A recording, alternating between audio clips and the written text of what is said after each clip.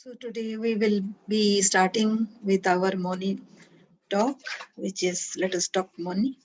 And money, the first chapter is money order, and it says our money worries usually center around finding the best return on investment.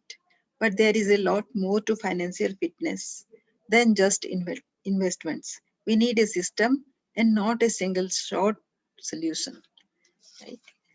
We feel guilty about the mess in our money lives, almost like a sound playing constantly in the background that becomes louder in moments of silence, a cold dread that lingers just at the back of everyday's life. We worry about not doing enough, about not making the smart decisions, about missing the money making train as it zips past, about not having enough for our kids and ourselves in future years. Everybody, each of us has faced this thing, right? And we actually can't think of saving small, we can't think of starting small, we just can't think of starting it out, right? So that is the main problem that I have seen around myself, and maybe you also are facing the same kind of problem. Very few in my friend circle, they have actually have hired a financial planner and have done it very systematically. But before you hire a financial planner, actually it should be in your habit to to start it out. Unless you have some kind of money, you cannot hire a financial planner itself, right? So the other day I was speaking to very close relative of mine, and he was saying that uh, he is so busy these days that he cannot find time to look at whatever investments he has done, and because of this economy is fluctuating, he has to keep an eye on whatever he has investing. And see, so this is where these things. But I was happy that he has at least invested, and he has this sensibility to take a look at his investments when the finance and the economy is fluctuating. So those are the basic two things. So let us proceed with our study. We worry about aging parents and their long-term care, but most of all we worry about emergencies and hoard cash. The cash accumulates, and then some sharp shooter comes along and offers this fantastic deal. He is persistent, pushy, throws numbers, works on your fears, emotions, guilt, and gets your money. This ends in several ways: in a total loss, a partial loss, or simply a bad investment that gives you return worse than a bank FD, right? Have you ever tried this experiment? I had tried. Suppose you start saving small, very small, and if you keep adding all those over a period of time, have you seen that you actually save a lot more than whatever the policies offer? So if you put that into a fixed deposit, that even multiplies, and it is a safe investment, right? Of course, when the percentage of interest which is not giving you enough return, that will be a thing of worry. But that happens, like say, when that happens, even if it happens, and of course the due to inflation, the value of money is actually going down, that is fine. But if you don't have anything at all, and if you have invested in your policies, you will give you will get even smaller amount of return. Do you have you realized that? And most of us, even me especially, I invested because otherwise I wouldn't have been able to save. Do you see the irony?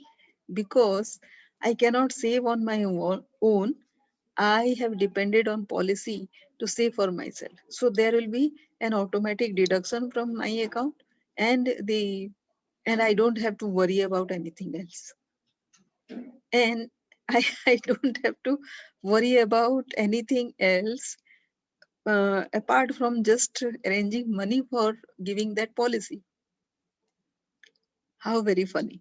But this is how most of us actually think, and our psychology works. So, coming back, this book is a conversation about money. Yes, of course, that is why we are reading this. At the end of reading it, you will be able to organize your finances in a manner that allows you to get on with your life with all its complications rather than stay worried about the right investment. We will build a system rather than a single shoot solution. Of course, there is no single shoot solution. Think of your financial life as a money box. The money box fills in your working, earning years with income. You use the money to pay for living costs, fees, rent, EMIs, equated monthly installments, taxes, insurances, and vacations, and a whole long list of what it takes to live the Indian urban mass affluent life. Usually, the box shows a surplus left behind at the bottom each month. So, if you have filled out your income tax return all by yourself sometime, you see, right? You see that all the all the columns that you have to fill up. And yes, all those places are expected to be filled up. Some amount of our money needs to go there. That is the usual worry. And what do we save? We are actually allowed to save very, very little, but we can invest a lot. And let us see if we can do that.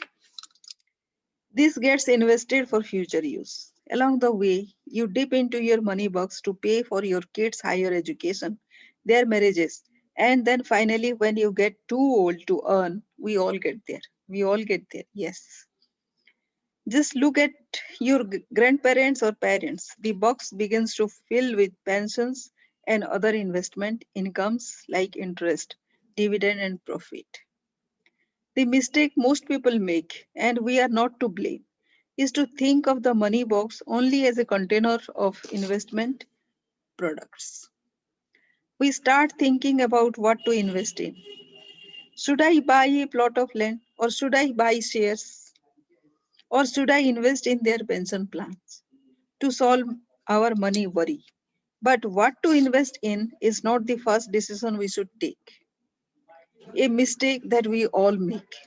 Post as we are by sales commission driven insurance industry or a next new thing driven mutual fund industry.